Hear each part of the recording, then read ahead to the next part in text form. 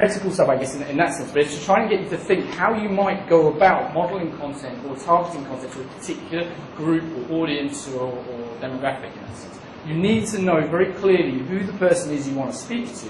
The easiest way we do it, we just storyboard this. We say, right, the guy I want to speak to, he's going to do this, he's going to do that, he's always here, he's doing this, and these are the things he likes to do. He's got 2 kids, You work out, and then from the back of that modelling, you can then start working out what content I can add and start creating, and then off the back of this sort of thing where, okay, how do I want to communicate? How do I want that guy to socialise with me? Do I want to make him famous? Do I want to teach him something? Do I want him to teach me something? What's the thing I'm going to use to get him in? And then I'll use the platform appropriate to do that. So where do you build communities? Everyone seems to talk about Facebook. That is not the reality. The reality is your communities can be built anywhere on the web. The people you want to target are anywhere on the web. They're not just on Facebook. They're not just on Google. They're not just here. They're everywhere, right? So as soon as you start modeling who the person is and what they consume and what they like, you'll then actually get a feel for where do I need to actually create my content? Where do I actually need to present my advertising? Where do I need to target these guys? Because different people will be on different platforms doing different things, right? So the reality is, the web is your platform. You have to think much more outside of just Facebook. It goes back to this thing, it's like, Vivek was saying earlier, is that I want to sell stuff through Twitter. It's like, let's just start with I want to sell stuff, and who do I want to sell that to, and where are those people? If they're on Twitter, great, we'll go to Twitter. If they're not, what's the point of making that statement? I need to work that out. What's my goal? What's my target audience? Where are those guys? What content are they consuming? And then I build that content on that platform and communicate on that platform. So, where to start? A good way of doing it is to listen to the web. It's to listen to the web. You learn from the listening. Okay, so there's tools out there where they can listen to what people are saying. So let's say I get a keyword like car insurance, for example. I can put it into a Radian 6 or a Buzzmetrics or something like that. That will go off, it will crawl the web, it will find all the mentions of car insurance, and it will tell me all the things that people are saying about car insurance. And from there I can potentially learn what people are saying about the product, the services, what they like, what they don't like, and off the back of that, create strategies of how I might want to create content or how I might want to engage with these people to answer the queries they might have, or to reach out to them in a way where they'll be excited. It's amazing what the web will tell you. If you listen to the web, it'll actually give you a lot of information coming back. So there's free listening tools and there's paid listening tools, but it can give you a lot. Once you've listened and learned and you've worked out what the audience is up to and what they're saying and what they're doing, it makes it easier again to create that content because you're getting the indicators from them directly. You then plan and then you obviously execute the pieces as you go along. So it's a change of mindset. You're moving away from advertising. You should get advertising out of your head. Get into the idea of engagement. How am I going to engage the community or the people or the person I need to talk to who's going to buy my products and services? Why is he going to come to me and talk to me? What am I doing? What am I giving him so he's going to come in and talk to me? So you don't sell at the first instance. You let the communication and the friendship build so that he builds a confidence with you as a brand, so then he purchases later on down the line. You're telling him I sell these things, but that's not your main line of attack. Your main line of attack is actually talking to him on a one-to-one level about the things he wants to talk about. So talking, we give them things. At the end of the day, we're going to have to develop this content. We're going to have to give them something that they're going to want to come in and engage with. We're going to help them out potentially, or we're just basically identifying with the customers, not as customers that I'm going to sell to, but as friends as me and the brand. And they're my friends, they're part of my social group. Can I mediate this social group? Can I add value to this social group? Will they come and join this social group every day because I'm adding that value and giving them that value back? You give them the value, you position your brand against that value, and then when it comes to wanting to purchase your product, you have given them the value in the past, you're their friend, they will buy from you. You're basically making the brand be a friend of the consumer. So define your personality and stick to it as a brand. So how do I create communities? First things first, you need the management to buy in. If they're not bought into the whole idea, then don't even bother. It's not going to work. Okay? So you need to get the guys, they've got to be preaching this from the rooftops. Everyone's from the top down needs to be built into this. You guys, if you are the promotions of your businesses, you need to be fully on board with this, fully down with this. The hook. What is the hook? So effectively, I've got to go fishing. And it's, like Vivek said, it's the thing about digital is you can try You can spend a little bit of money there, see if it works. If it doesn't work, it's no big deal. We can try another bit of money, try it over there. If that works, it's, oh, that worked. So let's try and play around with a few concepts. Put a little bit of content here, a little bit of content there. What gets the interest? What gets the engagement? If you find that something starts to work, then you can start reeling it in, building it up and building and growing on that particular thing. But at the end of the day, you need to have something that will get them to come to you. Is it something that's funny? Is it some information that they're after? Is it a game? Is it entertainment? Is it a video? Is it what is the thing that's going to actually get them to come into you and drive that book? Once you actually start getting people on board, you need to find and nurture the people who really like what you're doing. If someone's talking to you saying, this is great, I love it, you need to talk back to them and say, yeah, it's great, I know it's great, wonderful, please tell all your friends about it. So you kind of create that sort of viral sort of knock-on effect. So if you have people within the organisation and the outside world even, who are super fanatical about, in the same way as you're super fanatical about something, get them talking about it, nurture that, try and increase that virality, increase that sort of word of mouth online, and it will perpetuate itself. And if you're creating a great movement, a great thing, then that whole thing will start to go. Be the valuable member and mediate. So whatever it is you're trying to do, add value to that, give value to that. So when people come in, they can see you're adding that value, and they can associate you with that value. Promote the community. So this is really important. If you don't tell anyone about the community, then no one's ever going to come to the community. So it's sort of a case of, right, say, I've got this one guy who's there and he doesn't promote it, and how's anyone else going to ever find out about this particular thing? So using paid media, and don't just promote within the platform, promote multi-platform. Go everywhere. Get people from Facebook to Google, get Google to Facebook, get YouTube to Facebook, get Twitter. Just interlink the whole thing. Get wherever you're trying to get everyone to, get them all to that point. But use lots of different mediums to promote. It could be your email. It could be just your friends and family, talking to them and saying, hey, tell everyone about this new thing I'm doing. Everything starts somewhere, right? But if you can get that kind of one person tells another person, I've got two people tell four tell eight tell 16. You get an exponential growth if you can get that kind of movement going.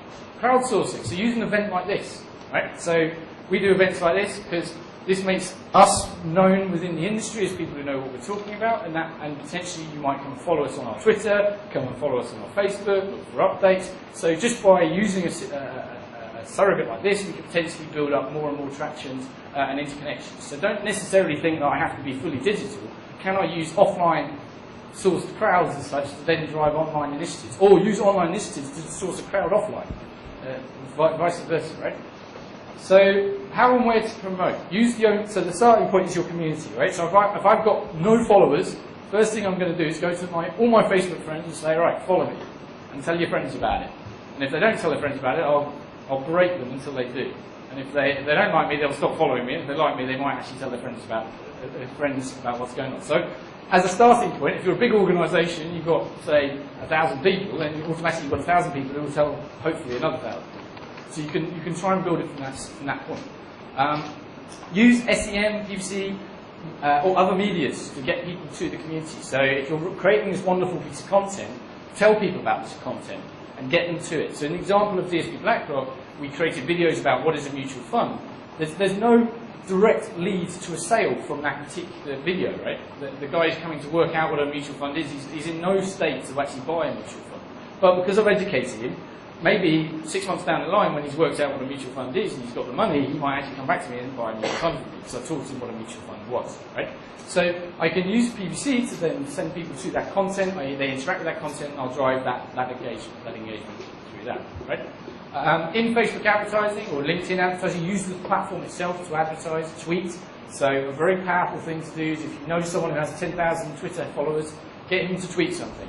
And if he's got a good following, you'll get a good 10-15% of the people who follow him coming through on that channel and coming through and doing something. So you use whatever promotional things you can do. If you know people here who have some clout, you leverage that. Try and reach out to influencers as such. So link all your marketing assets.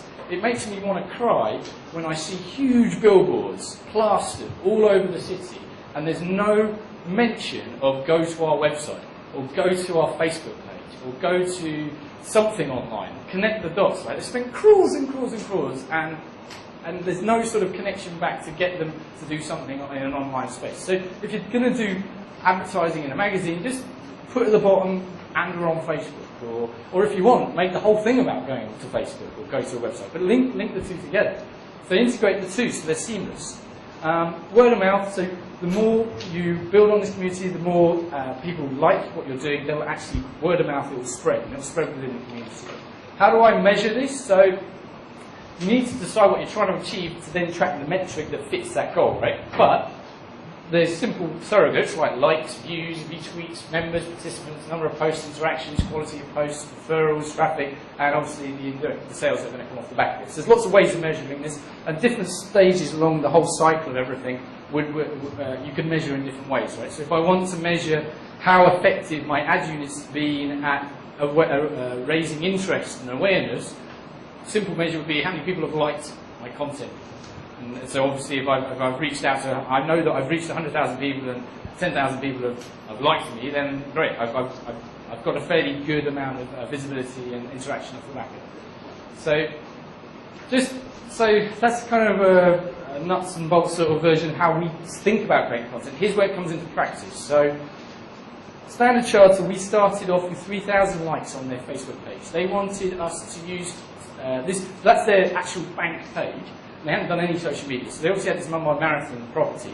So we basically wanted to use the property to generate interest in that property, so that would then spill on onto the brand, so the brand would then get the knock-on effect of this.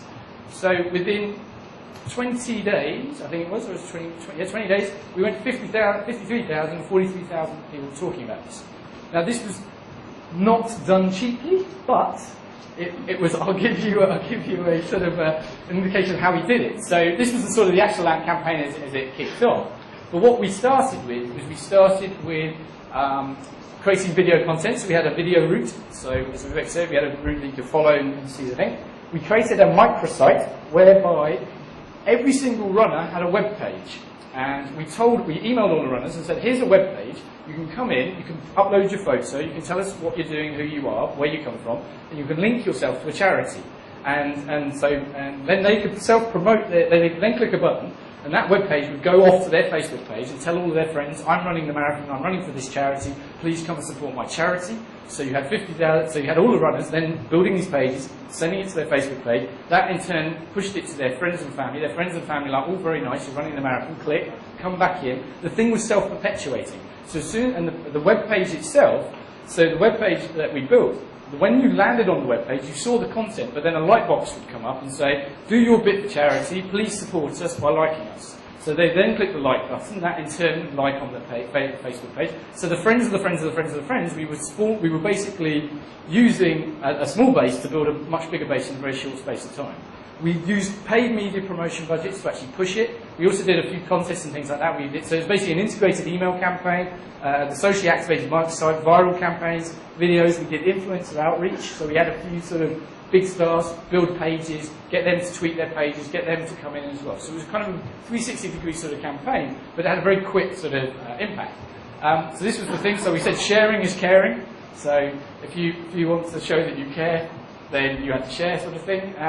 And the whole thing very quickly started ranking in Google. So we got organic traffic from Mumbai Marathon. The videos themselves, because the traffic was going onto the videos from our marathon page, from our Facebook page. If you go to Google now, search for Mumbai Marathon, it's our videos that are #1 for all of the content. And all of this is branded, right? So the Mumbai Marathon videos is branded with Standard Charter. Everything's branded with, everything's got Standard Charter absolutely everywhere. Our ad units, we had in-site ad units, so we were getting free advertising per se for the kind of buzz that we were generating, which could then lead to direct to sales. It wasn't a KPI of ours to get sales at the first instance, but it was a KPI to build a big user base and get a lot of people talking and generate that whole buzz. The page is now up to about 2 lakh followers, but in a very short space of time before the marathon, we were able to build a massive amount of buzz.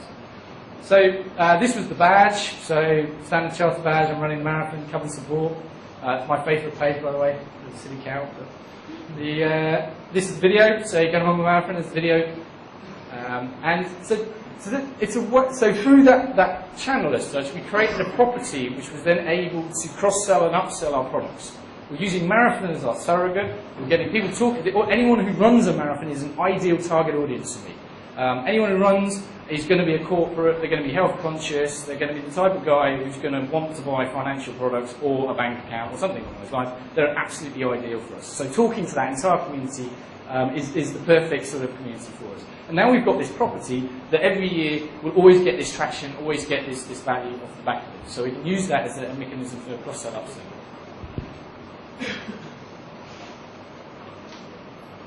Can we just take this?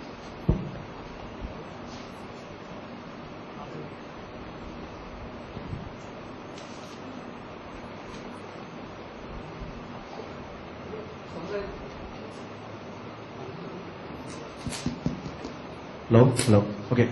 So I think one of the things that I need to inject out here is that a lot of times the social media strategy and our digital strategy goes wrong is because we don't identify the target audience we want to reach out to very, very precisely. So if we just take marathon as a case, right? So one of the things that we discussed with Nancy was that obviously the sponsor of the Mumbai Marathon. But more important than that is that this is exactly the target audience who can actually buy financial products. So we found that okay, more affluent people run. It's like it's a thing which it's not like cricket, it's not like Bollywood or something where the whole of India is interested in it. They're very niche categories. So if you want to sell wealth management as golf or it's marathon and banking products, etc.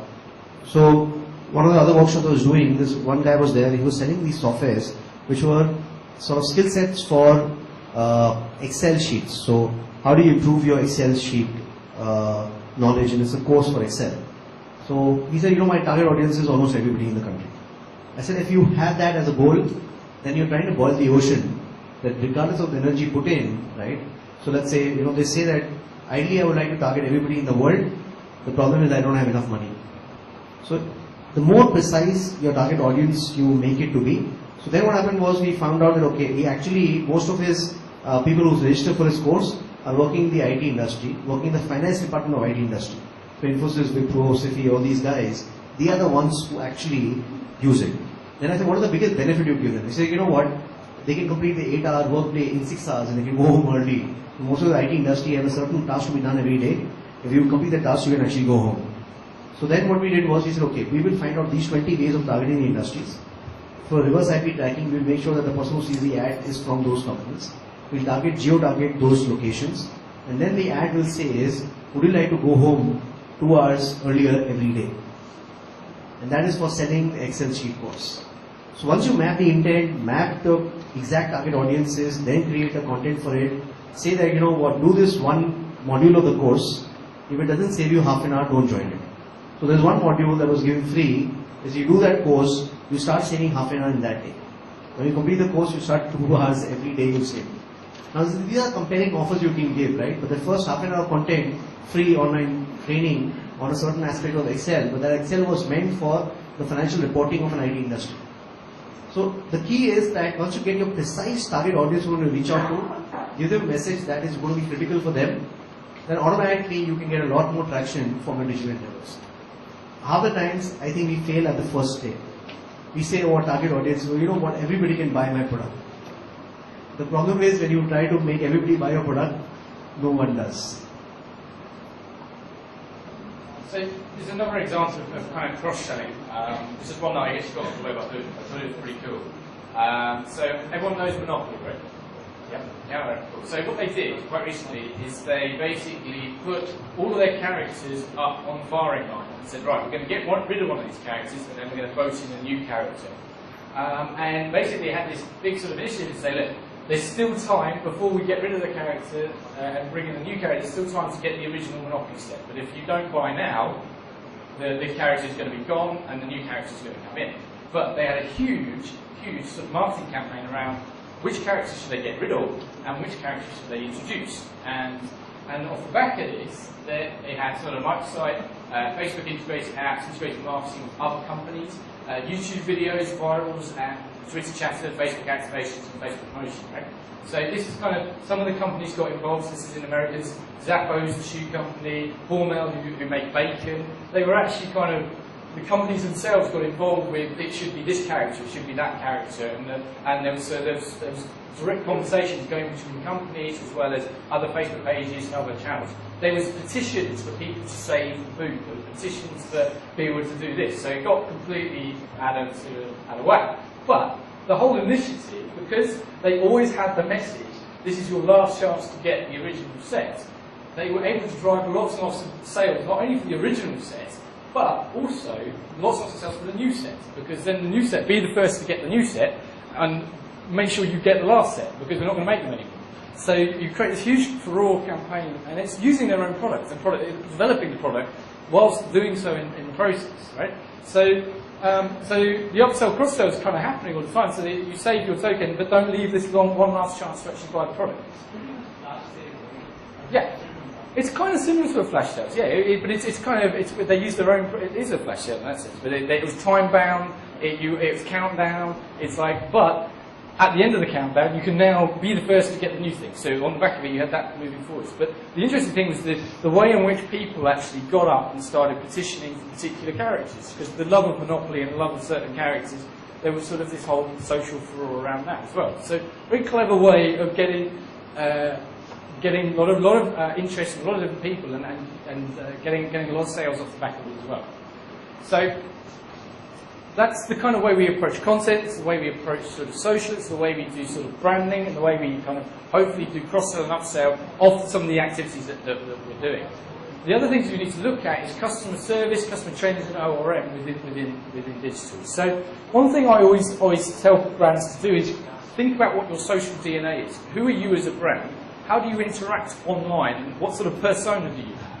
Because at the end of the day, if someone's going to make friends with you as a brand, they're going to make friends with the person, with the persona of that brand. So if you're a funny guy and you're always fun and you're always doing fun things, you'll appeal to people who like fun stuff, right? So you create this sort of persona where you think about what's my DNA and how am I going to, who's going to access my brand, what type of person am I going to be accessible to? And then you use that to reach out and influence your specific target audience. So, for example, you say, well, who am I? How do I act? What do I like? How do I talk? Who do I associate with? What's my language like? And so then, as a brand as well, if you've got multiple people engaging online, and you've got a very strict kind of guideline as to who you are as a brand, then it means multiple people can actually act on behalf of the brand. And you keep a consistent message, a consistent viewpoint, and a consistent sort of language and speak that whenever you're communicating. And so reputation management can be an absolute nightmare. So this is one client who has horrible reviews online and very bad ratings. And it can be an absolute nightmare. If someone starts saying bad things about you online, it can be very damaging to the brand, especially if this stuff gets into Google, right? So the whole concept of reputation management is ensuring that you maintain a strong brand presence online that is controlled, where negativity is sort of dampened down and positivity is elevated. So you always get sort of get a positive sort of impression whenever someone looks at you. At the end of the day, word of mouth and research, especially in India, research is done online, purchasing is done offline. So there's this ROPO idea, research online, purchase offline. If your brand has negativity online, or your products have bad sort of commentary and things like that, it's only going to cause damage to you. And one comment out of place can cause huge amounts of damage to a brand's equity. So there's two types of ORM that we classify. We have preemptive management and damage management. So preemptive is making sure issues don't become issues, and then damage management is cleaning up any issues. The preemptive is effectively addressing issues before they become issues. So using listening tools, you can listen to web chatter, listen to what people say about your brand. Wherever negative starts popping up, you can go out there and actively engage and talk to the consumer and say, hey, really sorry about that you've had a bad experience. Perhaps we can help you. Come and talk to me here, or here's a freebie, or here's something to placate the chat. You can isolate the negative sentiment and directly engage and nullify it before that negativity becomes viral and blows out of all kind of proportion.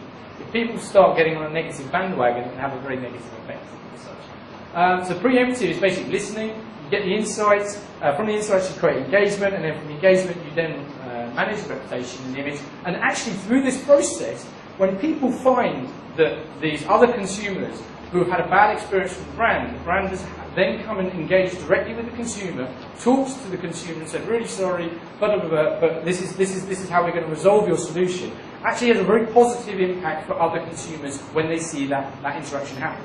Because, okay, this consumer, everyone knows that brands are not perfect, right? So it's one guy's going to be upset. But if you go along, you see a review that says, okay, X, Y, Z, and then you see that review getting dealt with very professionally and good quality way by the brand, that your feelings towards the brand will become actually gets much more elevated. So it has a positive effect. So it helps the word of mouth side of things from the sales perspective. Because when people are researching products, researching about the brand, it's those little things that actually are going to trigger the negativity or the positivity towards the brand and the product.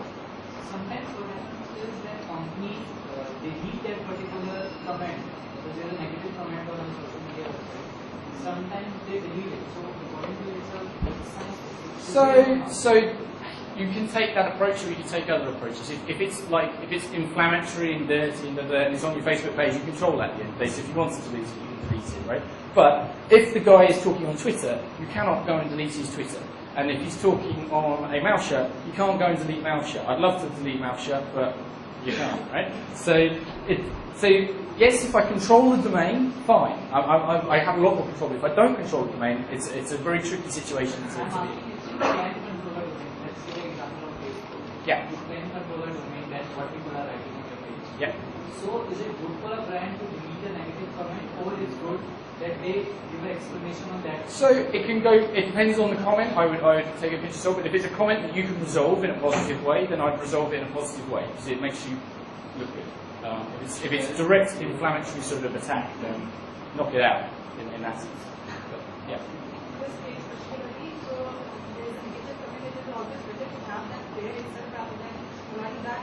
Propagate. Yeah. Yeah. So I'll talk to that. Exactly that. Yeah, we'll come to that in a second, right? So if we use listening, we can listen to what people are saying, and if we know what they've said at that point in time, we can get there and we can communicate. We can deal with it very, very quickly. So these social media tools, they will categorize things positive, negative, neutral, and then you can clarify whether or not you want to engage or not engage. Right? So when negative sentiment's out there, you can basically the methodology is if the protagonist is going absolutely mad and you can't nullify him, can you get him offline? Stop him talking. That's your first port of call. Can I stop the guy talking? So okay, really sorry that you've got a problem. Please call me here, and get him off. Or get him onto an email or something like that. You want to shut the guy up if he's talking. So that's your first problem. If you can deal with the thing there and then, deal with it there and then. But make sure you put closure and resolution to anything you do. Do not go and fight fire with fire and start going, well, you said, he said, and actually have a full blown, because that will go viral in its own right, and then you'll have a whole mess on your hands, right? So why stop? So dealing with the negatives is one thing, but you can actually get a lot of value out of dealing with the positives as well, right? So if someone's really positive about you, I love you, brilliant. Go and talk to that guy and get him to say more. Get him talking everywhere. Try and get that guy saying, I love you, not on that platform, but on more platforms. Come and tell us over here, come over here, go over there. Just get the guy talking. He wants to talk, get him talking. Even neutral. Can I have a conversation with someone who's just put a neutral sort of statement? Can I get him talking positively and things like that? These positive statements that are popping up all over the web will be found by people. People use these platforms. People go to these places for insights and information and research. Can I propagate lots of good positive statements about my brand and product all over the web, which are real, which are true positive statements? They will have an effect on your sales, believe it or not. People do research online, they go to these places, they look for information, and they will decide based upon other people's feedback. And it's very powerful indeed. So if you can get that propagation going, it's really good.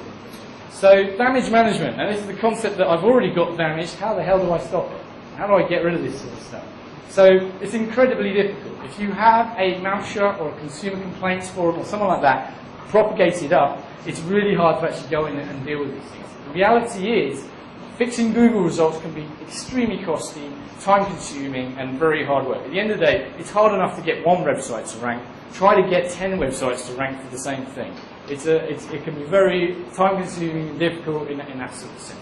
So the only method is through very positive PR campaigns, content development, search engine optimization, where you try and really force the issue, get a lot of positive people saying a lot of positive stuff, so that hopefully you can just drown the negativity in more positivity in more way. Some of these sites, if it's a bit naughty, but you can go to a mail shut, register hundreds of emails, and just spam the hell out of mail shut, so the positive, negative thing goes down and the positive thing comes up. But I wouldn't recommend that. I'd go down the route of being more positive, more good in the way you operate. But at the end of the day, so the basics are, there's 10 results on a Google page. You need to own these 10 results. Now, a lot of brands, especially bigger brands, have a lot of content. They'll have Facebook, they'll have Twitter, they'll have YouTube, they'll have all these different assets. Can we optimize all those assets so that when someone searches for my brand, it's only my assets that appear on the page, be it my LinkedIn page, my Facebook page. So doing basic search engine optimization on your different assets could actually have a very positive effect. So even if someone says something negative, it's on page 2, so no one cares. Because I've got page 1, button down, it's all me. Can I get to that point? Hopefully you can. If you've got all these different bits and pieces out there, it's a very good way of kind of protecting yourself. At the end of the day, you've got to fight fire with fire. If there's a negative video, I need to get a positive video and get more viral connects with that positive video, so that positive video overtakes the negative video. If there's negative news, I need to get positive news into the news, which is incredibly difficult, because you've obviously got to do something to get into the news that's newsworthy. If there's negative reviews, I need positive reviews. If there's negative blogs, I need positive blogs. You've got to fight fire with fire. The Google result page has reservation spots for different types of content. So depending on the type of content that's negative, you need to map it. So this is basically protecting yourself. If you create 10 assets, get them optimized for your brand, you can just take over that home page. Assets could be any one of these things: blogs, articles, news articles, forums, any type of content that's out there. But optimize those, get them ranking for the brand, and control that first page results for yourself. Social media monitoring. So monitoring is basically listening to everything. So there's lots of different systems. There's free systems, so it's Google Alerts, Social Mention, Pipes, Yahoo Pipes. Then there's paid systems, okay? You can get a lot of information just directly out of the free platforms. It doesn't do any clever stuff like mark down where they came from and give you any kind of workflow management. But if you've got the money and it makes sense for you, you've got a lot of mentions out there, then paid solutions are really good. Paid solutions will manage and monitor a lot of different things. This is just a case study of how you can use social to actually help yourself to develop products. So in the case of Tata, what happened is you've got the Tata Indica. They had the old version. They listened to the web, listened to what all the people said about the Tata Indica, and then aggregated all of the data into a table to say, right, this is a mention about the air conditioning system. This is a mention about the steering wheel. This is a mention about the cup holder. This is a positive mention. This is a negative mention. This is a product idea. They aggregate all that data and start viewing it, and then actually came up with suggestions of how they could develop a new car with better features, better stuff, better power, based off the back of that. So then they went back, redesigned the car, and said the new car was an even better car than the previous car because they used those social kind of reviews and mentions to actually develop the product. So it's another way of using social media listening. I won't labour on this. This is more about the platform itself. I will jump through this. But this is one platform. This is ThoughtBuzz. There's a lot of that stuff you can get out of it. You can get. So these are paid tools. This tool here costs $25,000 a month. So it's quite dear, but you get a lot of. If you've got a lot of noise out there about your brand, it's a lot of value you can get out of it. This is ThoughtBuzz. It's one of the cheaper tools, and it has a lot of the features of the more expensive tools. So it's value for money is pretty good. But you get demographics, you can get the types of places where these mentions are, whether it's bookmarks, whether it's forums. You get management of the posts, so you can see the snippet, you can see what they say, you can click a button, it takes you straight to the page, you can answer it directly within the system if it's Facebook, Twitter or any of those guys. So it does workflow management of the whole thing. You get the management of Facebook, management of Twitter, and from this you can do a lot of things. You can do research, you can manage your PR communications, you can manage your entire customer relationship through this as well, and social media strategy as well. It does custom reporting, it does segmentation, it does a lot of different stuff. From a customer service perspective, what you were just talking about before about yourself actually, sorry, about owning the platform. So here's an example of ClearTrip, right? So negativity goes out, ClearTrip very quick to respond. They'll come back with an answer. But what ClearTrip's done is they've built a customer service platform on their website. So if you have a problem, you can tell ClearTrip directly to their face on their website, and it's for all the public to see in that sense. Now, because it's on their website, this complaints bit, there's lots of posts there, right? Loads of posts. That complaints bit, people can go there, they can complain and feel happy that they've written a big long essay and they've complained. what you can do is, because it's your website, remember that robots text file I talked about a long time ago? There's a robots text file that tells crawlers what they can and can't look at. I tell the crawler, do not look at my complaint section. I tell the crawler, please look at my testimonial section.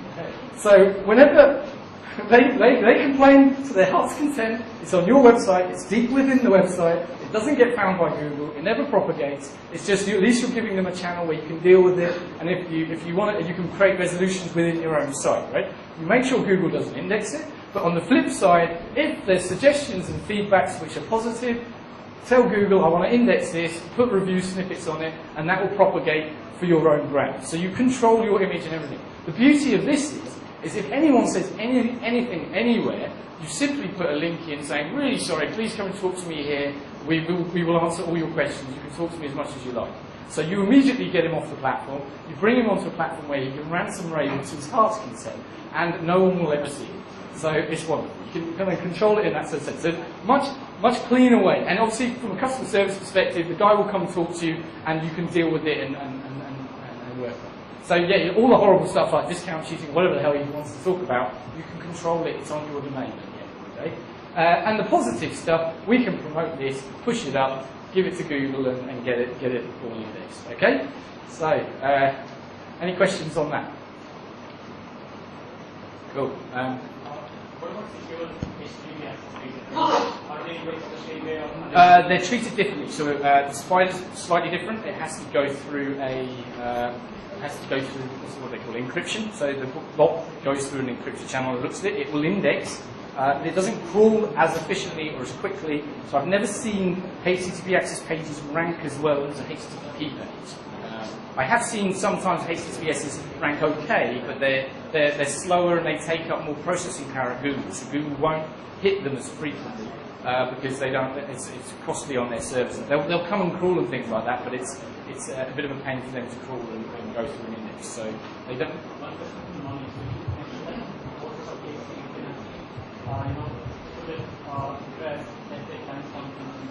Yep. What means that I as an hacker can say, I have access to public files, I use this is where I need to target. Right, okay. So, I mean, that's not a problem. I mean, So, yeah, sure.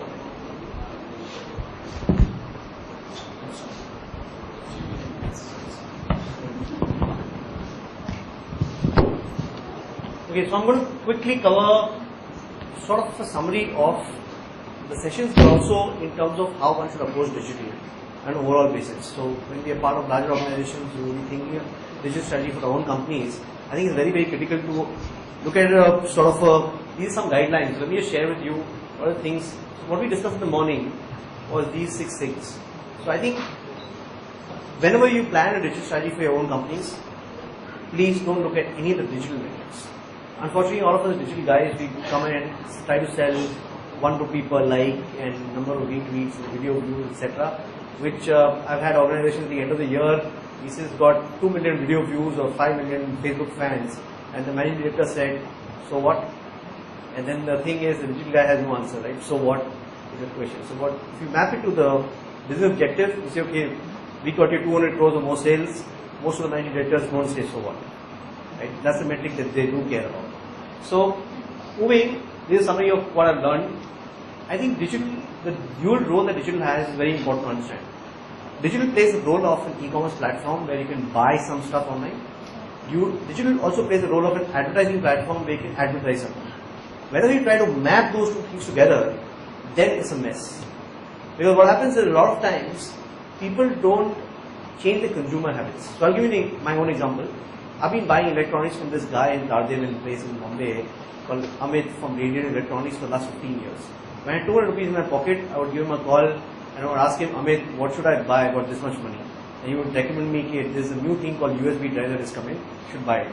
I would pay 200 rupees and whatever it cost and I would buy it. 10 years back, 5 years back, I started asking him, I'm buying this, should I buy it?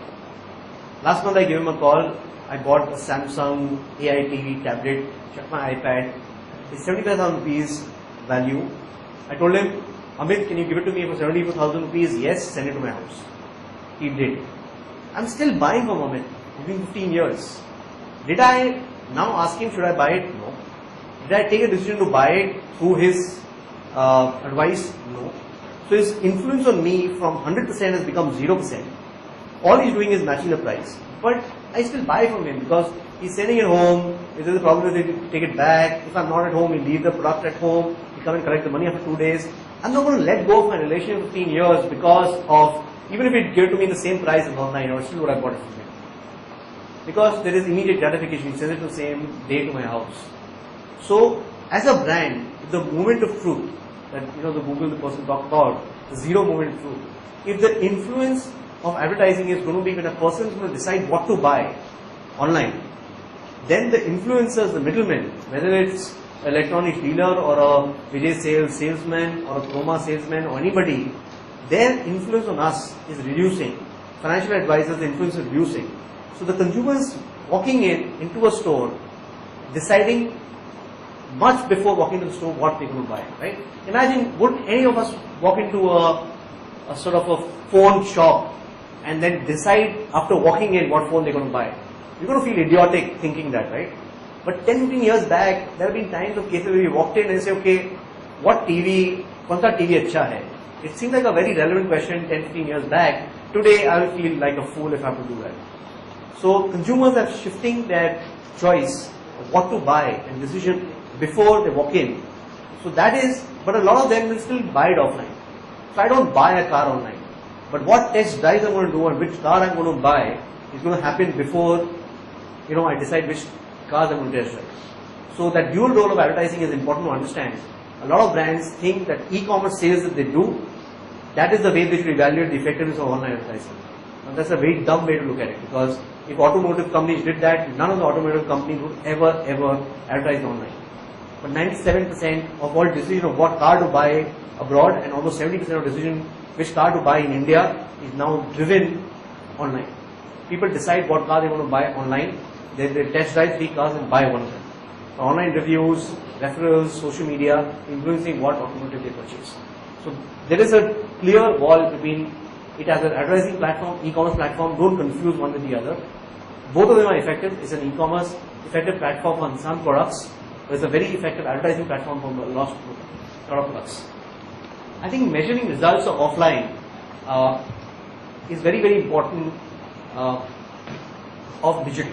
So what happens is, if the same case, if I launch some product, I did a lot of online advertising in one state, and the total sales of the state went up, whether it went up through shops, whether it went up through online, whether it went up through dealers that I have, channel partners that I have, the totality of that should be measured.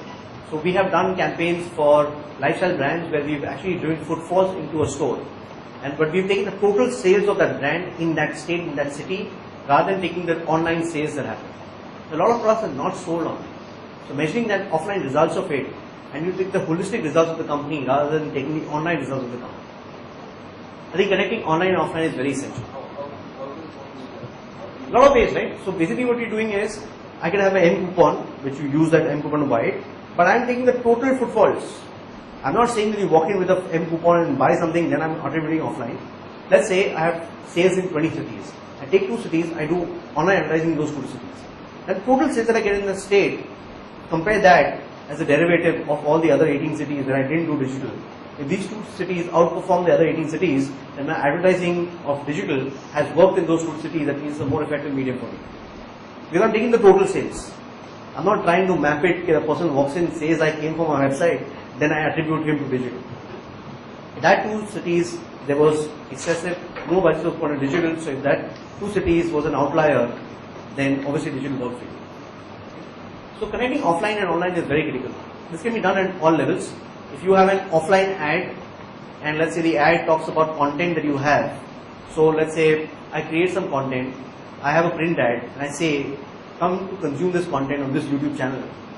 People who come and consume it, there's an opportunity out there that the same media, that print media works harder for me. But vis-a-vis, I fill up a lead. Can I use that data when I'm contacting that user offline? So let's say when we work with personal loan companies like banks, the person that gives a quick loan, the person who picks up the phone actually says, if I can give you a loan within half an hour into your bank account, would you be interested? Of course, yeah, he searched for quick loan. The person who searched for personal loan rates, then he's talking about competitive value of the offering, and then the cost of the agent doesn't talk about speed of disposal, he talks about competitive value of the offering. So there are so many times the intent of the user is known, we capture it, we don't use that data offline when we actually communicating with that guy. So when you used to sell personal loans, there is a keyword called Nova chairs. And Nova chairs are dental chairs that a dental practitioner would buy when he sets up a dental clinic. A dental loan for a doctor is about 20-25 lakhs. A normal personal loan is 1.5 lakhs. So what would happen if somebody searched for a Nova chair and a lead was generated, the regional sales manager of the bank would give him a call. And he would tell him that, we have set up 20 dental clinics in the past. We know exactly what you should order. Along with Nova chair, you should order this. We'll give you a loan. We'll give you the best interest rate. We'll do everything. But because the guy had come to us from searching a keyword called Nova chairs, everything else after that offline changed. And so many times we forget. We start off with the guy has filled up a lead. We don't use that data from the beginning in the offline process. And this online is a silo and offline is a silo. Then we can't actually leverage the benefits of online and offline. So connecting both of them is very, very critical. I think the biggest challenge online faces, I think this is a universal challenge in India. I've worked with hundreds of brands, hundreds of enterprises. They have this habit of trying to get a perfect blueprint of what they want to do on digital. And that blueprint takes them 3 months, 6 months, 1 year to decide. Then they are willing to spend that 1 year in deciding what they should do. By the time they decide what they want to do, obviously the digital landscape has changed. So they're back to the back to square one and drawing board again. So then 1 more year is spent in trying to decide what they should do on digital. By that time things have changed again. Digital doesn't work that way. In digital, you take the first step and start. Don't worry, because the cost of failure in digital is very, very low. They come from the background where the cost of failure in the offline world is so high that they had to get the perfect blueprint ready before they would take the first step. Because once your outdoor is done, once your TV ad is done, once your media planning is done, you can't do much after that, right? It is going to go and there is nothing much you can do to stop it. In digital, you optimize it. So basically what happens, you start walking, take a compass, as long as you know the right direction is this direction, start walking. You see an empty road, you know to speed up. You see rocks, you know to be careful. You see an incline, you know you need more energy. So as you walk, you will have to keep on tweaking your strategy. So 1 year down the line, you'll be much further from where you started. You'll be much closer to the goal that you want to reach than trying to get a perfect thing before you start off. So the digital requires, take a compass, start walking. Don't plan digital strategy for 2 years before you start. Digital also is about firing bullets. So what you do is, you fire a bullet, then keep on calibrating it till the time it hits the target. Once it hits the target, then throw the cannonball. Now a strategy is where you throw the cannonball first without firing a bullet is going to fail, because you don't know if it's going to work or not. But keep on firing bullets and not throwing the cannonball is also not going to work. So I have dealt with both organizations who keep on firing bullets all the time on digital. They'll keep on doing pilots for 5 years at a stretch, and they say digital has not moved the needle for us. But it's been small budgets, small pilots, lifelong. It doesn't work. You have to have the audacity that if it works, then please throw the cannonball. Secondly, don't throw the cannonball without firing bullet, because sometimes the bullet may be totally in a different direction. The totally direction, then what happens? You fire a bullet in this direction, you realize, okay, you're going to shift the direction 180 degrees, fire it backwards, then you will calibrate it and make it hit the target. So the key is that firing bullets before you throw a cannonball is very, very essential. And it also means that you know up front that you're going to fail. When you fire the bullet, you know it's not going to hit the target.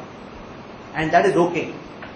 That if it doesn't hit the target, you know the next time you're going to calibrate it, and then finally one day it's going to hit the target. That is the time when you will take a bigger risk. But then it won't be that much of a risk anymore, because you have fired the 5 bullets and calibrated and you know exactly the angle you have to keep and how it's going to hit the target. One of the things we discussed was that I think in conventional media, you have a lot of control over input. So when you negotiate your advertising agency fees, the TV ad doesn't come all right, you can make them rework it. If the creative is not good enough, you can refuse to accept it. It won't see the light of the day if it's not good enough. In digital, what happens is that you start off and it goes live, solves almost immediately, and then you're optimizing it. So both from a vendor point of view, how much time they spend, the kind of resource they allocate, you as a brand cannot control the input. So what happens is that negotiating on that, how much percent you pay to the agency, actually is not very relevant. We still deal with 25 or financial clients, so we still deal with the procurement departments. But the fact of the matter is, you get what you pay for. Having said that, if you don't invest 35% of your budgets into other things which are non-media, you will not be able to use 65% effectively. So why does it take more money? So let's say if you take content creation, individual creatives, analytics, microsites, customized creatives, dealing with multiple vendors and partners, agency fees, all these things make up for 35%. So if you have 100 rupees of paid media, and if you allocated 4% of that budget is 4 rupees for all these 20 things, then your 96 rupees is going to fail. In order for your 96 to work, you have to make it 65, and the 65 will work brilliantly because you have 35 rupees. Even the internal cost of managing the initiatives, that means if earlier you could do a 100 crore TV campaign with 5 people inside the company, you probably need same 100 crores, you need 50 people in the company. There is that 45 additional people are going to cost you money, going to cost you resources. So plan for it. Put the power of 100 crores. So it's going to cost you 2 crores of extra resources internally within the company. 2% of budget should go towards resource management internally in the company. Like the management initiatives we did, some of the initiatives we did, the brand manager told us, to spend this kind of money on conventional media, it would have taken us 1/10 the efforts. Which is true. It takes you 1/10 the efforts of spending the same amount of money on conventional media. But I'm saying don't add it to the cost, reduce it from the total cost. You're just allocating the same cost differently than what you would use to conventional media. Plan for web presence means it's not about a website anymore. 70% of the users now are spending time on non-websites. Only 30% of the users spend their time on websites. 70% spent on mobile apps, Twitter, Facebook, YouTube, and a lot of other things. So, Wired magazine came out with this thing called the web is dead, long live the internet, which is so true. That internet per se is going to be there at the end of time, but the website part of it is reducing the usage. 10 years back, 5 years back, 7 years back, we used to spend 100% of time on websites. Now that time is becoming lesser and lesser. But you take most of the marketing managers still stuck on, I want to increase my website traffic. I want to get more traffic to my website. Every my banner should lead to my website. You have to be where the consumers are, wherever they are. If they're on YouTube, so be it. If they're on Twitter, so be it. So plan for a web presence strategy from day one rather than planning a website strategy per se. I think the role that we have is more of a Sherpa. So Sherpa is a person who will walk with you through the journey. When we do consulting also, it is something that every digital partner you have has to walk with you. He can't give you a blueprint of a document that, okay, this is your 3-year strategy of what a conventional consulting company will give you. Okay, now go and achieve the strategy. A Sherpa walks with you right to the summit. So basically that's the role your digital partner, whoever that is, has to play. He has to walk with you through the entire journey. The other thing is he can do the heavy lifting for you. So we would have a 150 people team who can do the heavy lifting, but we can't carry you. So understand, you as an organization are not digitally fit, we can't actually help you achieve the summit. We've worked with a lot of brands, people invested a lot of time in learning things and understanding digital and becoming digitally fit. They are the ones who actually took maximum benefit from us. Then brands who hired us but actually did not change their way and they didn't learn and understand digital the way they should have. So like I see the Lombard is one case example, we've been working with them for 6.5 years. Karthik Jain, who was the CMO 6.5 years back, he was spending 5 to 6 hours every month with us in a 6-hour review meeting trying to understand digital, on how digital is performing for their brand. And that is what they did 6 years back. Now most CMOs are doing it, but it's too late. You're now learning something, you're trying to learn surfing when the waves are 25 feet high, while we could have learned it when they were 4 feet high, where falling a few times would have not impacted you that much. So the importance is it's still not too late. The waves are still 25 feet. It is going to become 50, 100, 200 feet. Right? So it's important that you start, at least you're going to learn now and you realize that there's a need. The more time and resources you invest in learning digital, understanding digital, the further you will go with your companies. I think there is no, I had a chance to meet up with Nikesh Arora from Google, who handles $40 billion of sales for Google. So one of the things we talked about was that they don't even think mobile advertising. They think context. So there are so many different devices that we use. They're all contextual. If you take a typical household has 50 screens, right, from a microwave to a television to a tab to a phone to a fridge may have a screen. There could be lighting that would be coming in screens. All these screens will have a context. So you have to be device agnostic.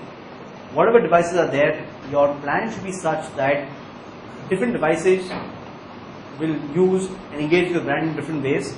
You have to plan a digital strategy which is not a device strategy. So if you take a Nike fuel band, right, the screens are very, very different. It doesn't even show anything on the fuel band. Only when you press the button, then it shows you what the time is or what the calories you burn through the day. But this is also a screen. This connects with an app on a mobile phone and gives you that data. So screens are going to keep on changing. Your strategy as Nike, if you're worried about fitness, then a fuel band is like a shoe, like a t-shirt, like a sport, right? And this is where the world is heading. We're going to have digital devices that basically are screens. So you have to be device agnostic when you're planning a digital strategy. Digital is going to go physical.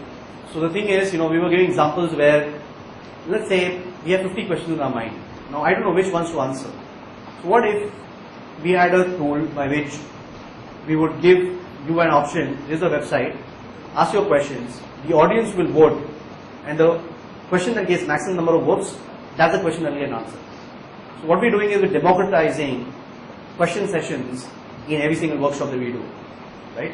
Because what happens is we don't know, right? Sometimes somebody will ask us a very technical question which is irrelevant to all of us. But the fact of the matter is asked, I have to answer it, and we don't end up then finishing the course that we wanted to. So we can actually look at physical and digital, where digital is going to go physical.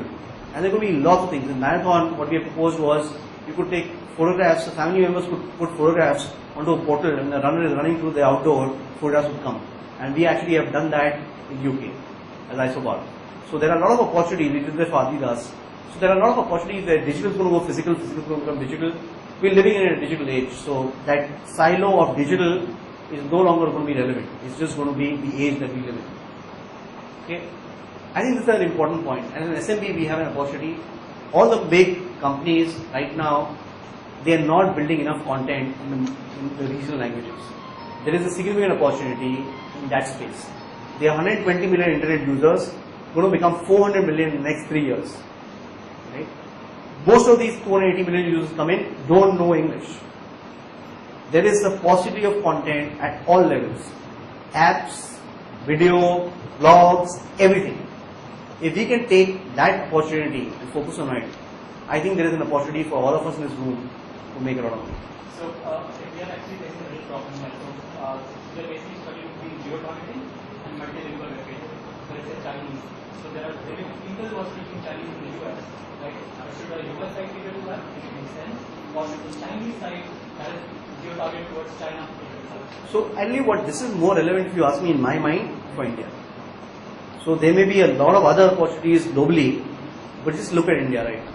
There are 280 million users coming on the internet in the next 3 years, or 280 million, probably 200 of them don't know English. They know Tamil, they know Kannada, they know Hindi, they know whatever. There is a humongous opportunity. Because that, a Chinese company from China will be able to target Chinese users more effectively than what you can. But in India, the 280 million users, this is the opportunity. So this is slightly more Indian side, but I will cover that in offline. Digital acts like a catalyst across the organization. So many times we silo digital into marketing or lead generation or whatever it is. It can give you a multiplier, as we said, about how do you build products using digital. How do you use digital to understand consumer trends? How do you use digital for customer acquisition? How do you use it for brand building? How do you use it for cross-selling and upselling? The key is that digital can plug in to multiply offline events. Like I give an example of question answers, right? So this is an offline event, but I can make it more effective, where the question answers will be more effective because I added digital in it. So the key is to think of ways in which digital can integrate into the different aspects in the entire organization effectively. That's how you should start thinking digital. Content creation, I think I've covered enough of it. You can't have a digital strategy, a social media strategy, an organic strategy, or a paid media strategy without content. If you want to succeed in digital, you have to become a quasi-publisher. You have to become a company that creates content. There is no two ways about it. I haven't seen a single digital strategy anywhere in the world which has not been content-led. I think so many times, I think this is one other place that we all go wrong in. What we try to do is we try to set two goals, and then we want our partner to achieve both the goals. So I'll give you an example. We have a lot of insurance companies. One goal is they want to generate leads. The other goal is they want to reduce the COA. COA is if they invest 100 rupees, how much returns they get. Now I tell them that listen, we can optimize anything only for one goal, and that should be the goal we should optimize it for. So it doesn't work. So let's say, I'll give you an example. When we working with fixed deposit arm of ICICI Bank 7-8 years back, they said, oh, you know what, we get 100 leads right now, 100 rupees a lead, you give it to 80 rupees, we'll work with you. I said, but you are a bank. What is the lead for you? There is no benefit of the lead for you. You want fixed deposits, right? You're spending 10 lakh rupees a month today. Let me give you more fixed deposits for that 10 lakh rupees that you get than what you got ever before.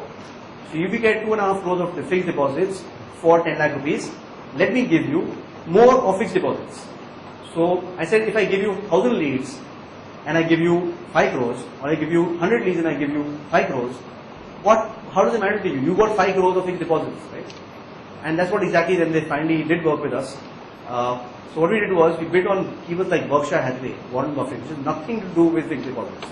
We got one fixed deposit of 5 crore 20 lakhs, followed up with a 90 lakh, 70 lakh fixed deposit. The average fixed deposit price went up from 1.5 lakh rupees to 7 lakh 25,000 rupees. After that, they never talk about lead price anymore. So either we are optimizing for leads, then a lead could come at 25 rupees, but then may not give you a conversion.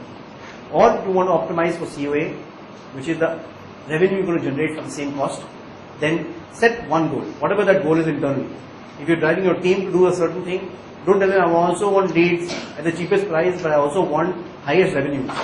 Because if you want highest revenues, you want to bid for keywords like Berkshire Hathaway, so the lead price was 2,000 rupees. But one fixed deposit would be 5 crore 20 lakhs. So from 80 rupees lead price, it can go to 2,000 rupees also. As long as, so like we work with builders, right? One flat can be 10 crores in value. They are paying the broker 2 lakh rupees, 5 lakh rupees, 20 lakh rupees for that one single sale. So you're paying the broker 20 lakh rupees, the lead comes at 50,000 rupees, but it converts. You're still saving 19.5 lakh rupees. But a lead comes at 50,000 rupees, some of us will say, oh boss, one lead has come at 50,000 rupees. But you save 19.5 lakh rupees on that sale, right?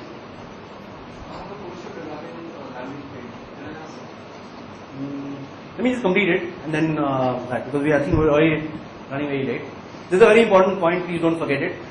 Right? Probably when you become a little bigger than what you are today.